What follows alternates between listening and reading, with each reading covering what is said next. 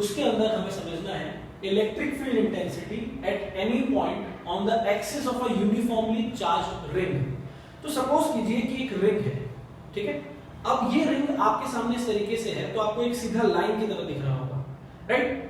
तो अगर मैं आपसे ये बात कर रहा हूं कि मुझे इस रिंग के एक्सिस में, यानी कि ये मान के चलिए कि इस रिंग का एक्सिस है, राइट, तो इसके एक्सिस पे मैंने कोई पॉइंट एज्यूम करा है, ये रिंग है और ये इसका एक्सिस है।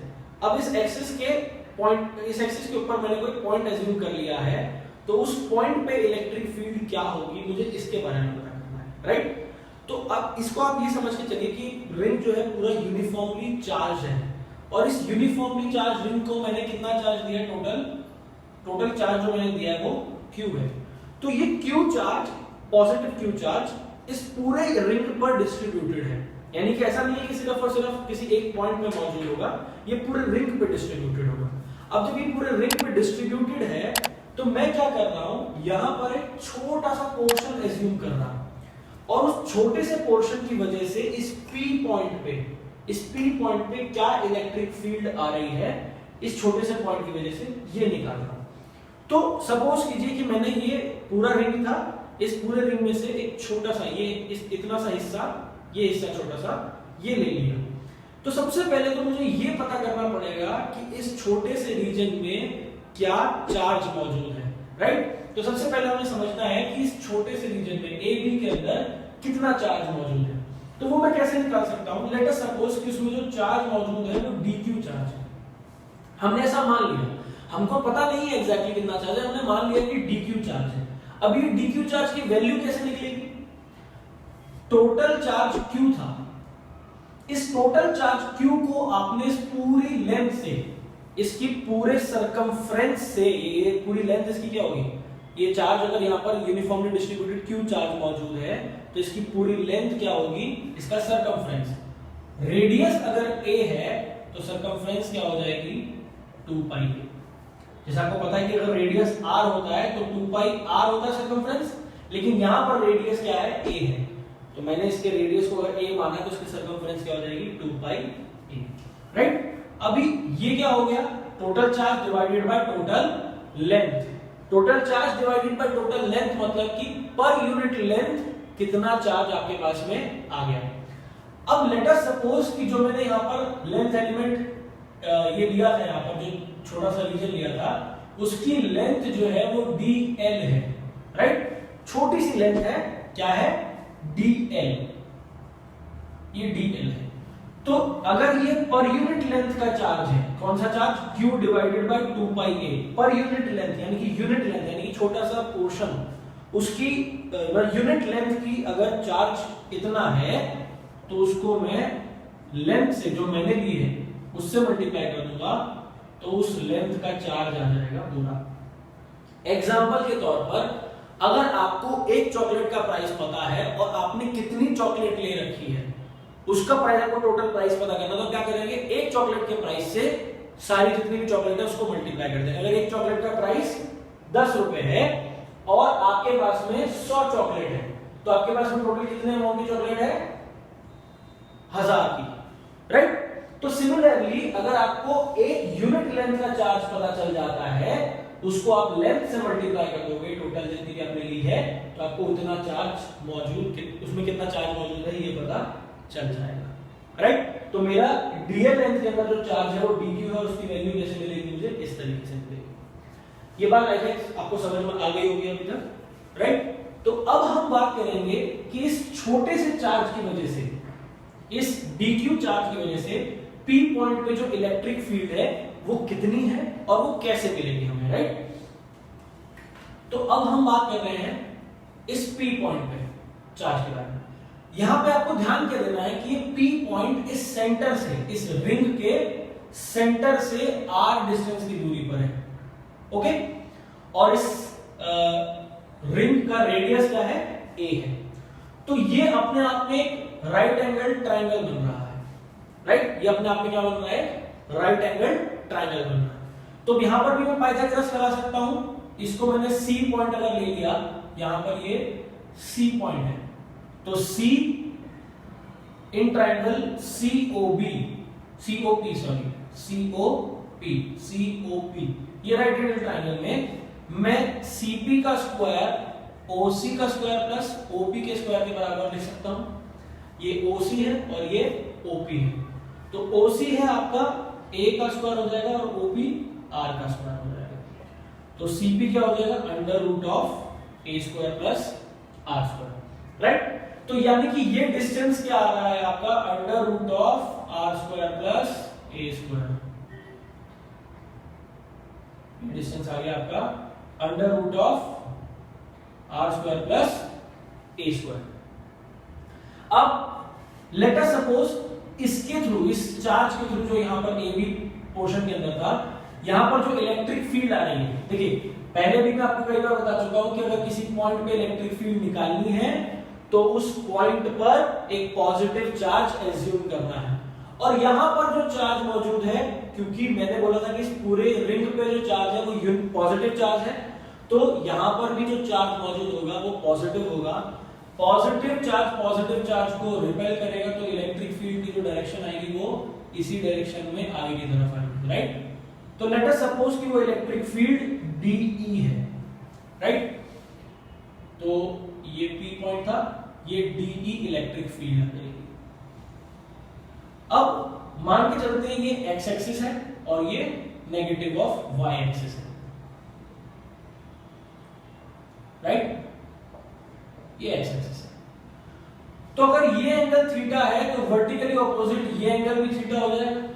वर्टिकली ऑपोजिट एंगल क्या होते हैं, बराबर होते हैं, तो ये थीटा हो जाएगा। अब इस DE थीटा के दो कंपोनेंट बन सकते हैं,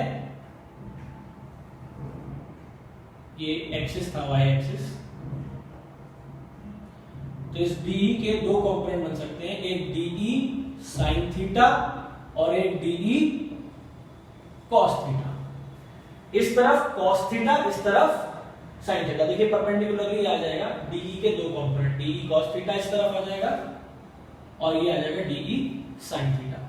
ये सारी बातें जो चल रही हैं अभी, ये उस छोटे से चार्ज की वजह से चल रही है जो यहाँ पर AB के अंदर मौजूद होगा, उसी की वजह से DE इलेक्ट्रिक फील्ड आई है और उसी के ये दो कंपोनेंट आए। अब मैं एक और पोर्शन एज्यूम करता हूं यहां पर,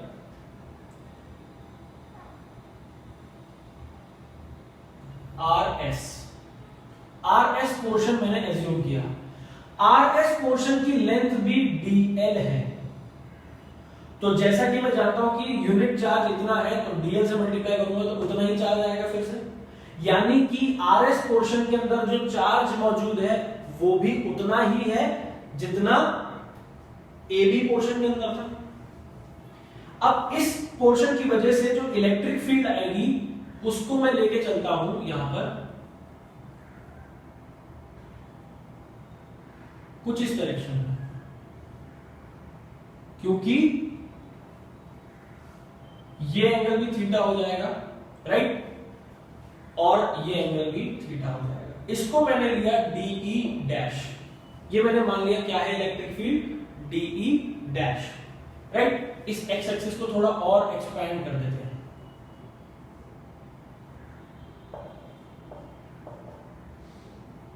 ये पॉजिटिव वाला एक्सिस हो जाएगा।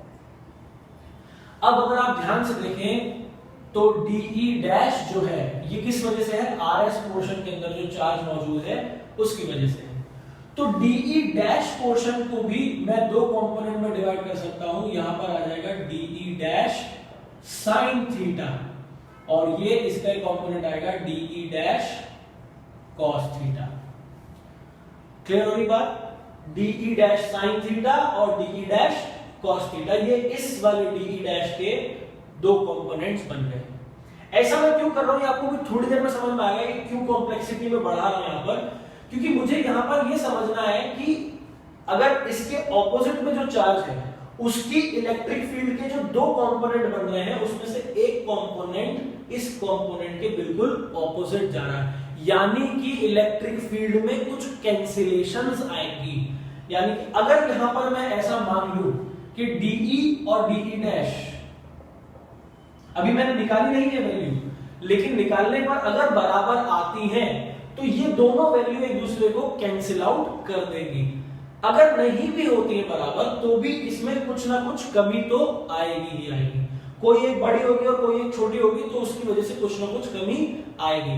यानी कि यहां पर इसकी इन दोनों कंपोनेंट्स की वजह से एक रिड्यूसिंग फैक्टर देखने को मुझे मिलेगा, राइट। इसीलिए मैंने बिल्कुल इसके एग्जैक्ट अपोजिट के अंदर एक पोर्शन एज्यूम करा है, ठीक है।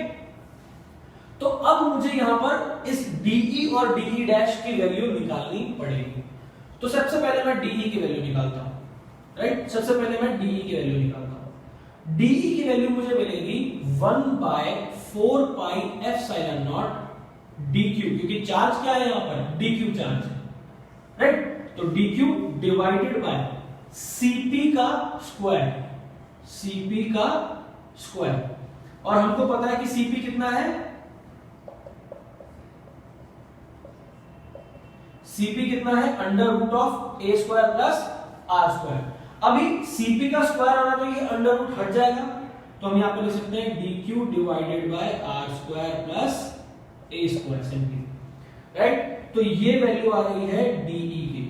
अब इसी तरीके से मैं DE डैश की वैल्यू निकालता हूं। DE डैश होगी वो इलेक्ट्रिक फील्ड जो यहां पर चार्ज की वजह से आ रही है। तो यहां पर भी चार्ज उतना ही है जितना AB के अंदर चार्ज है, मैंने आपको पहले भी बताया, क्योंकि इसकी लेंथ भी dl है और dl लेंथ से उतना ही चार्ज dq आएगा जितना यहां पर था AB में। तो 1/4 pi epsilon not dq divided by, अब यहां पर डिस्टेंस आ रहा है, इसको मान लेते हैं हम m मान लेते हैं, तो mp का स्क्वायर, mp का स्क्वायर। अब mp अगर हम देखते हैं तो यहां पर हम देख सकते हैं, देखिए ये भी रेडियस होगा a और ये डिस्टेंस r है, तो ये भी हाइपोटेन्यूज की तरह एक्ट करेगा क्योंकि ये 90 डिग्री आ जाएगा। तो यहां पर भी r square plus a square का अंडर रूट आ जाएगा, यानी कि ये डिस्टेंस भी बिल्कुल वैसा ही है जैसा Cp था। तो mp का स्क्वायर करेंगे तो वो भी क्या हो जाएगा, 1/4 pi epsilon not dq, mp का स्क्वायर करेंगे तो क्या हो जाएगा, r square plus a square. ये DE डैश की वैल्यू है। अभी जरा कंपेयर कीजिए DE और DE डैश की वैल्यू को, दोनों बिल्कुल सेम आ रही है। अब क्योंकि एंगल भी बराबर है थीटा और DE और DE डैश की वैल्यू भी सेम है, तो मैं ऐसा कह सकता हूं कि DE dash sine theta is equal to DE है DE साइन थीटा, और इक्वल ही नहीं वो ऑपोजिट भी है, तो they cancel out each other. तो मैं सिंपली ऐसा लिख सकता हूं कि DE dash sine theta and DE sine theta cancel out each other.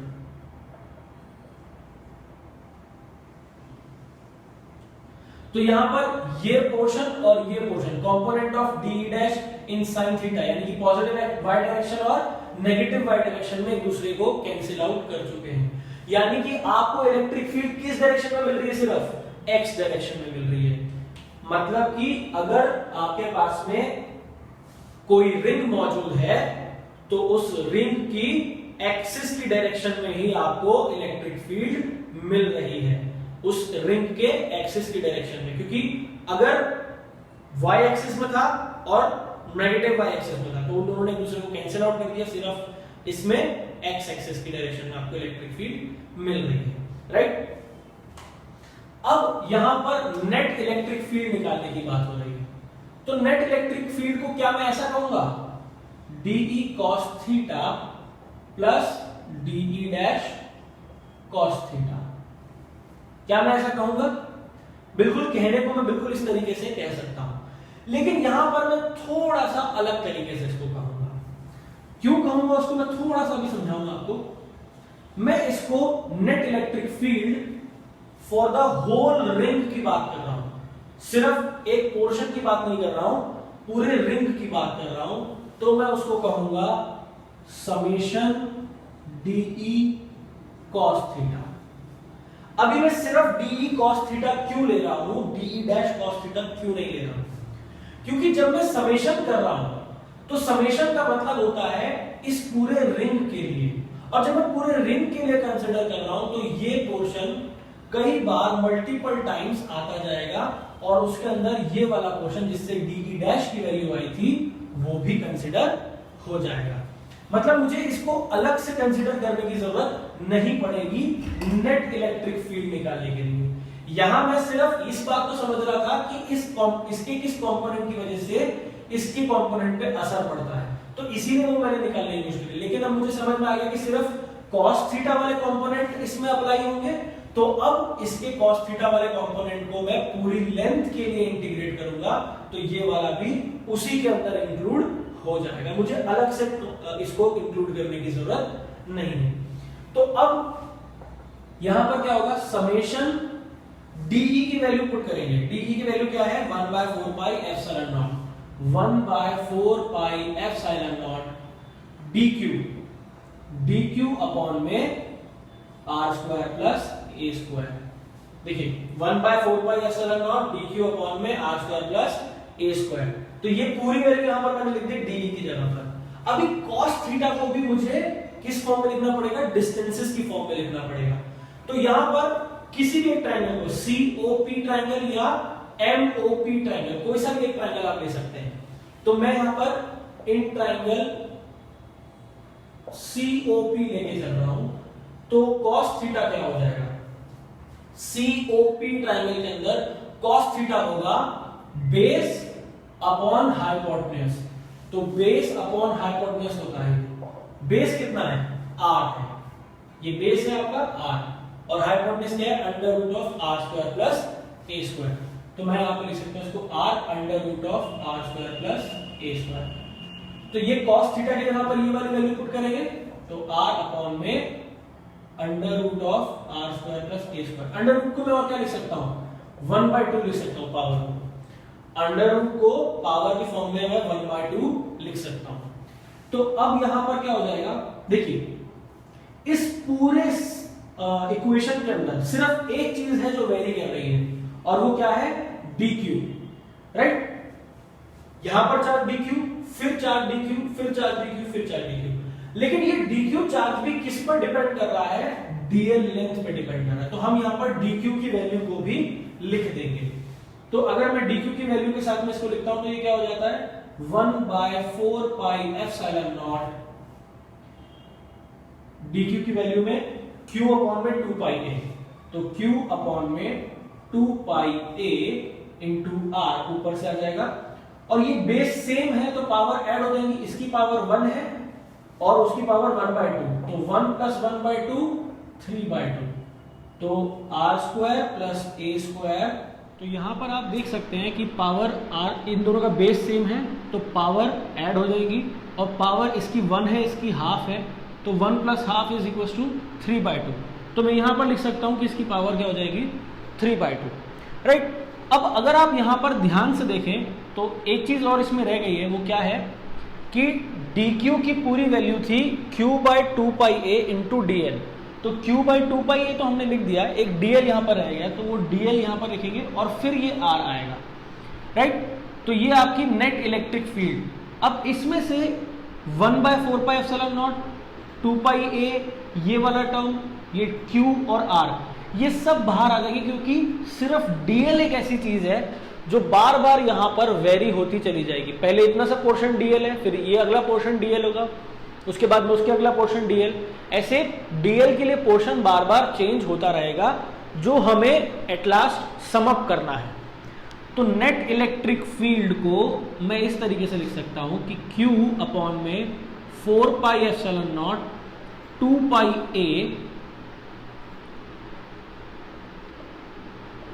2 pi a multiplied by r square plus a square whole to the power 3/2 summation of dl। अब dl ये छोटी सी लेंथ थी, अगर मैं इसको पूरे ring के लिए समेशन कर रहा हूं, समेशन पूरे रिंग के लिए जब होगा तो बेसिकली वो रिंग की पूरी लेंथ आ जाएगी, यानी कि सरकमफ्रेंस आ जाएगी, और सरकमफ्रेंस का फॉर्मूला क्या होता है, यहां पे समेशन dl की जगह पे क्या हो जाएगा, 2 पाई a। तो ये 2 पाई a और ये 2 पाई a दोनों आपस में कैंसिल आउट हो जाएंगे, और नेट इलेक्ट्रिक फील्ड जो आएगी आपकी 1/4 pi epsilon naught q upon में r square plus a square whole to the power 3/2। अब जैसा कि हमने पिछले 2 डेरिवेशंस में भी देखा है कि हम a स्क्वायर को नीचे नेग्लेक्ट कर देते हैं, क्योंकि यहां पर भी इस रिंग का जो रेडियस है वो इस P पॉइंट से इसके सेंटर के बीच के डिस्टेंस से काफी छोटा होगा। अब क्योंकि a छोटा है तो a का स्क्वायर भी बहुत छोटा है, इसीलिए हम उसको क्या करेंगे, नेग्लेक्ट कर देंगे। तो यहां पर neglecting this value we will get net electric field as 1/4 pi epsilon naught Q upon में R का क्यूब। आर स्क्वायर को जब हम 3/2 से मल्टीप्लाई करेंगे तो आर स्क्वायर और ये 2 कैंसिल आउट हो जाएंगे और आपको आर क्यूब मिल जाएगा। तो ये है आपकी इलेक्ट्रिक फील्ड। यहां पर एक छोटी सी चीज रह गई है, वो ये है आर, ये आर भी यहां पर होगा। तो ये आर और ये आर कैंसिल आउट होगा और आपको जो नेट इलेक्ट्रिक फील्ड मिलेगी वो मिल जाएगी 1/4 pi epsilon naught Q upon में आर का स्क्वायर। तो ये आर यहां से आ रहा था, राइट, ये हम लिखना भूल गए थे, तो ये यहां पर आएगा और ये कैंसिल आउट हो जाएगा। अब इस चीज को ध्यान रखिएगा कि ऐसा एक फॉर्मूला आप पहले भी देख चुके हैं। आप पीछे वीडियोस देखेंगे तो उसमें आपको ऐसा एक फॉर्मूला देखने को मिलेगा। कहां पर मिलेगा? वो मिलेगा आपको electric field due to a point charge. जब हमने पहली बार इलेक्ट्रिक फील्ड किसी पॉइंट चार्ज से निकाली थी तो उसका भी बिल्कुल सेम फॉर्मूला आ रहा था। इससे हम कंक्लूड क्या कर सकते हैं? यहां से हम एक ऐसी बात कह सकते हैं कि इस P पॉइंट के लिए जो R डिस्टेंस की दूरी पर है from the centre of this ring, ये रिंग उस पॉइंट P के लिए एक पॉइंट चार्ज की तरह एक्ट कर रहा है।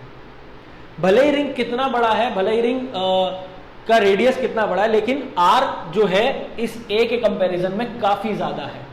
तो ये रिंग पूरा का पूरा इस P पॉइंट के लिए as a point charge act करने वाला है, राइट। तो हम यहां पर ये चीज कंक्लूड कर सकते हैं that this ring acts as a point charge for this P point. Clear है आपको बात यहां तक? अब इसके बाद में हम आगे एक और चीज समझ सकते हैं इसमें कि अगर ये P पॉइंट इस रिंग के सेंटर पे मौजूद होता, अगर ये P पॉइंट इस रिंग के सेंटर पे मौजूद होता तो ये R डिस्टेंस क्या हो जाता? 0 हो जाता, राइट। ये R डिस्टेंस क्या हो जाता? 0 हो जाता। तो एक्चुअल इलेक्ट्रिक फील्ड का फॉर्मूला ये है, जिसके अंदर हमने अप्रोक्सीमेशंस कंसिडर करके a स्क्वायर को नेग्लेक्ट किया था और उसके बाद में ये फॉर्मूला डिराइव किया था। तो एक्चुअल फॉर्मूला आपका ये है, राइट। तो इसके अंदर अगर हम R को 0 कर देते हैं, यानी कि इस P पॉइंट को उठा करके सेंटर ऑफ दिस रिंग पे ले आते हैं, तो यहां पर इस R की वैल्यू 0 हो जाएगी और इस R की वैल्यू 0 होते ही ये पूरी की पूरी वैल्यू 0 हो जाएगी। इसका मतलब इलेक्ट्रिक फील्ड भी 0 हो जाएगी। आप देख सकते हैं यहां पर अगर R की वैल्यू 0 हो गई तो इलेक्ट्रिक फील्ड की वैल्यू भी 0 हो जाएगी। तो यहां पर एक चीज यह हम कंक्लूड कर सकते हैं कि P पॉइंट जब सेंटर पे आ जाएगा, किसके? रिंग के सेंटर पे, तो electric field at the centre of the ring is 0। क्यों 0 हो रही है? क्योंकि यहां पर R की वैल्यू 0 हो रही है। क्लियर है बात? तो electric field at the centre of the ring is always 0। Clear है ये चीज? अब ये यहां पर आपने यहां पर देखा कि ये as a point charge act कर रहा है, किसके लिए? P पॉइंट के लिए, और सेंटर पे इसकी इलेक्ट्रिक फील्ड क्या आ रही है? 0। तो ये भी डेरिवेशन एक CBSE पॉइंट ऑफ व्यू से आपसे काफी इंपॉर्टेंट